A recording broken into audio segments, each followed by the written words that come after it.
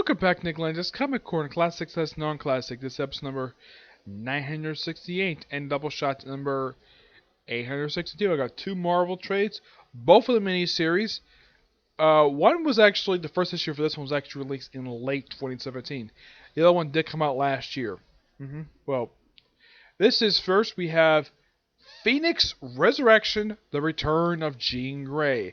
Written by Matthew Rosenberg. Artwork by several different artists in here. A lot of them basically work on Avenger books, mind you. Yes. You have Leonard Francis Yu, who basically draws the opening issue, and he co-draws the last issue. This is a 5-issue miniseries. You have Carlos Pachito, who does issue 2, Joel Bennett, who basically who does artwork for issue 3, and co-does issue 5. Issue 4 is done by Roman Rosales. Yep. Now, the thing with the story is this.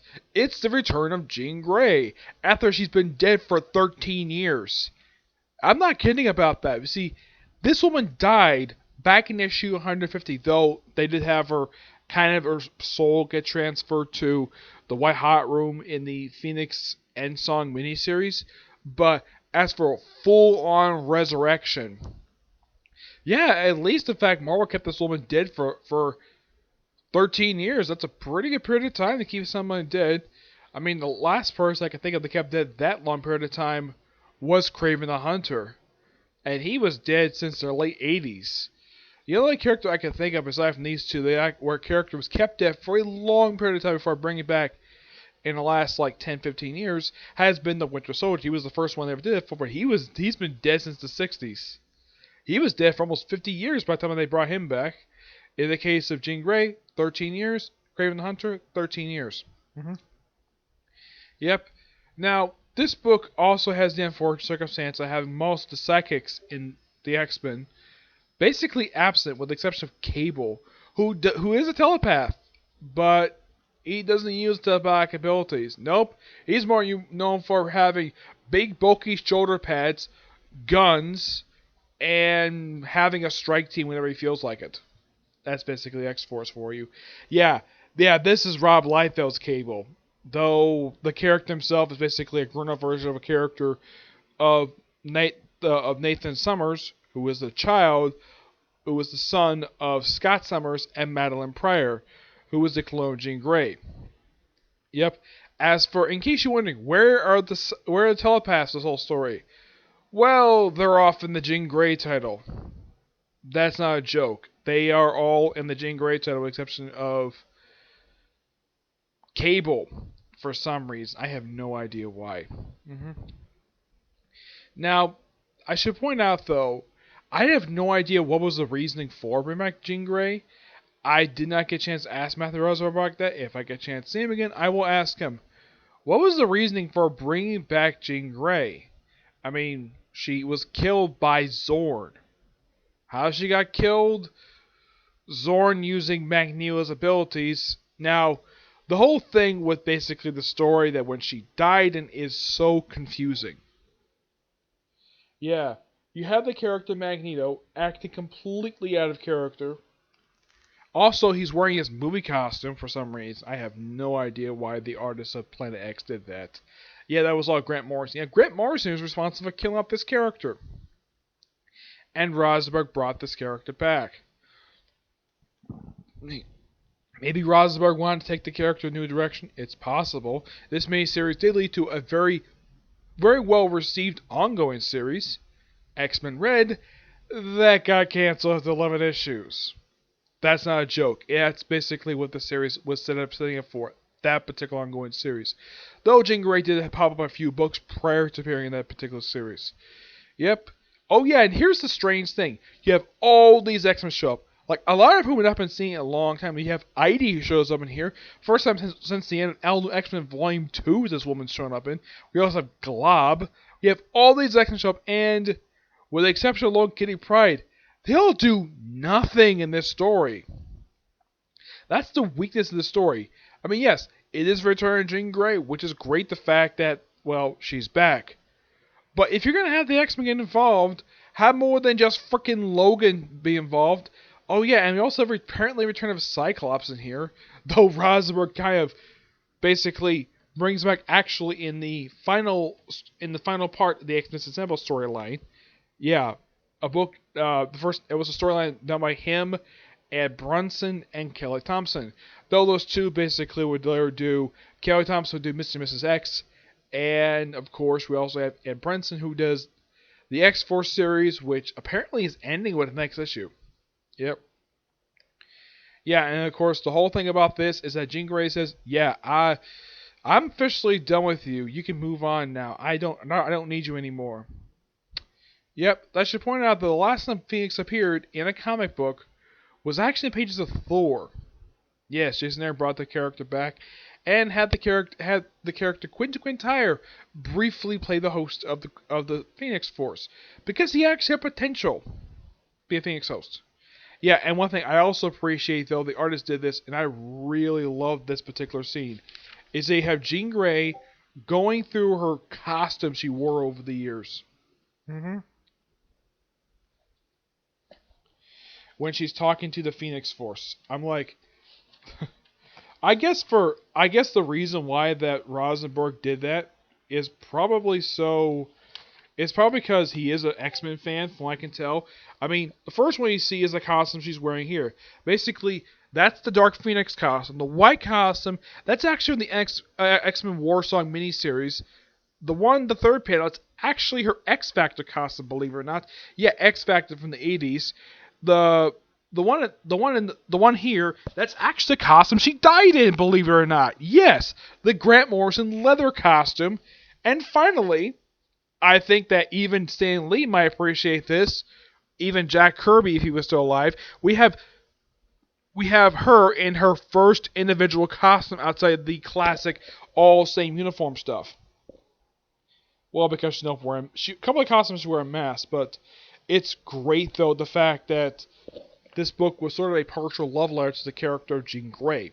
Of course, the story lead into the annual for Astonishing Jackson, which Rosenberg would write, the annual for X-Men Red, and of course the final issue of Jean Grey, which has this Jean Grey meet the past Jean Grey, though it's the second time these two have met. Because the last time these two met, what was the one of those one shots for generations, we had the past Jean Grey go back in time to meet the present day Jean Grey.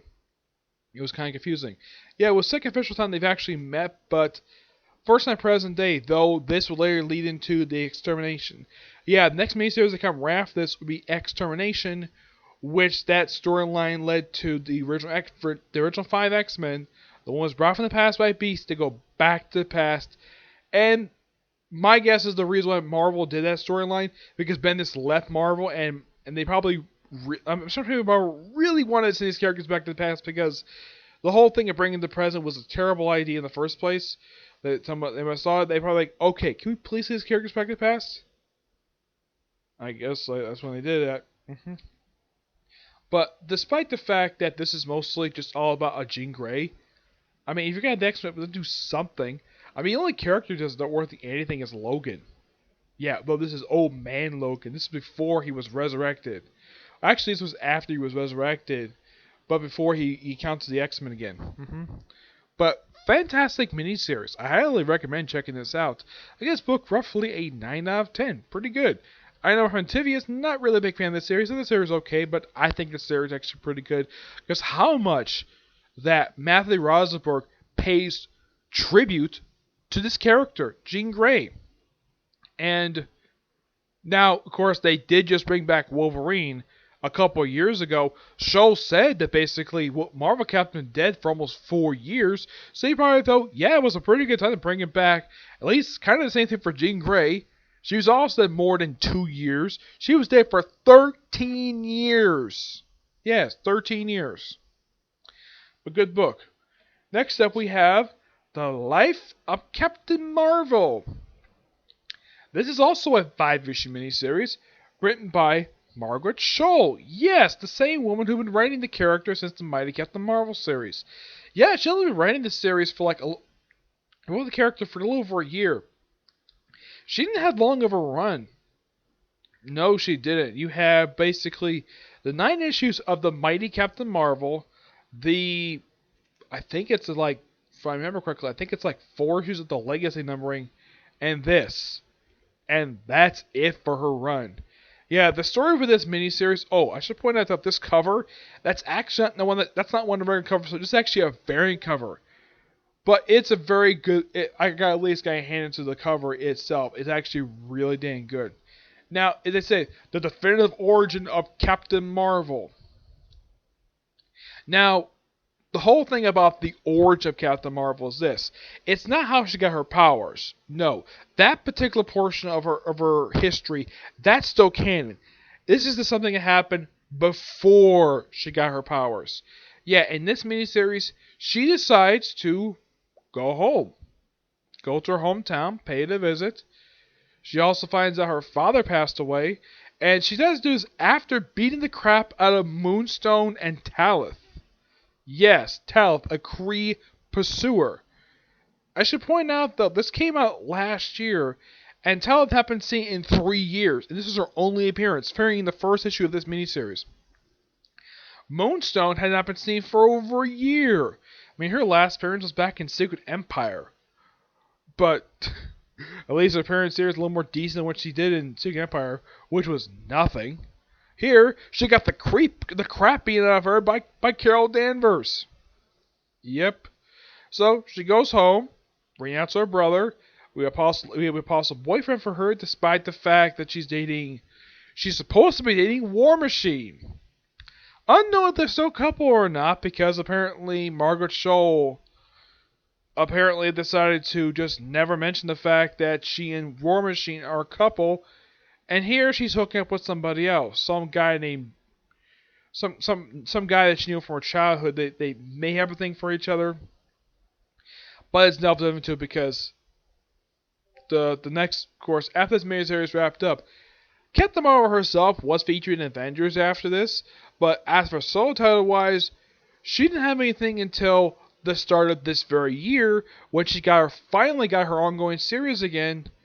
First time in like a little over a year since the end of her previous volume. Though this time it's by Kelly Thompson, and this book is not in danger of being cancelled. Because it's Captain Marvel. Marvel's newest, biggest cash cow. A new cash cow for them.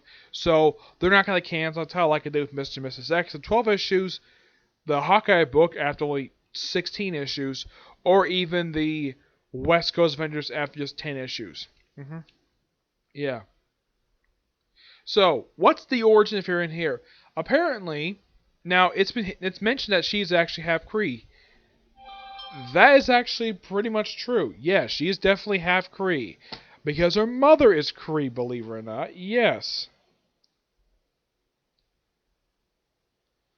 I'm like, okay, so her mother's Kree, and they beat the crap out of a cleaner who kind of reminds me of... I mean, appearance-wise, I know this character is not based upon mistake. It looks like a character from Generation Hope. Yeah.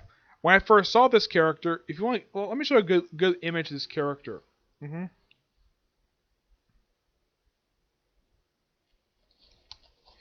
Yeah, when you look at this character...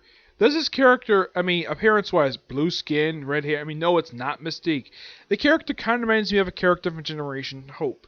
Yeah, that was a series that was started based because of Matthew Rosenberg. Yep.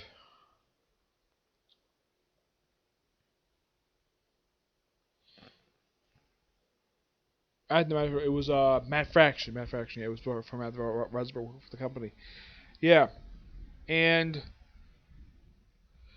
yeah, I'm a little surprised that they decided to base this character off of a character from Generation Hope. Yeah, I thought this character was Generation Hope. Nope, it's a completely separate character. But this was a really good miniseries. But is this followed up with in the ongoing series? Nope. It's just a quick little miniseries just so that she has a book in between volumes. I give this book roughly a 9.5 out of 10. It's really good. But here's the thing.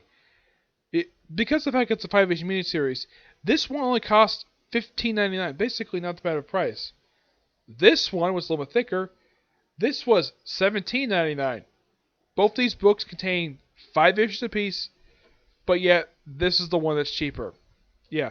This cover, I've got to mention this cover. Okay, the cover is done by Art Germ, yeah, that's the one who does this cover, and it's from issue 1, the variant cover for that. And I gotta at least gotta admit, the artist basically draws Kara look like a very beautiful woman. Yep. But yeah, this technically is the end of Margaret Scholl's run. A run that was not very long. I mean, for people who wrote Captain Marvel, it seems as though, for some reason, I have no idea why Marvel does this, where in the past few years, this character has gone through more writers than Spider-Man has. Because first her volume was started by the writers of Agent Carter. I mean, this of course was like after Secret Wars, mind you, where she had the writers of Secret War, Agent Carter write the book briefly, and he had Christos and Ruth Gage take over the book for most of the volume that came before Mighty Captain Marvel, and then you have the Mighty Captain Marvel book done by Margaret Scholl, and then you have the renumbered issues also done by the same writer, with Phil Noller doing the cover art for the thing called Dark Origin, and then you have this. At least Margaret Scholl managed to have more than a handful of issues. Yeah, but my hope is this for the current book. Please, Lord God Marvel, do not have the book change writers on a whim, because that's kind of been a problem with Captain Marvel. Is like you can't keep a good writer and you can't keep writing a book very long because you have to keep swapping writers. I mean, my gosh, it's so freaking bad. Like the books themselves, not terrible.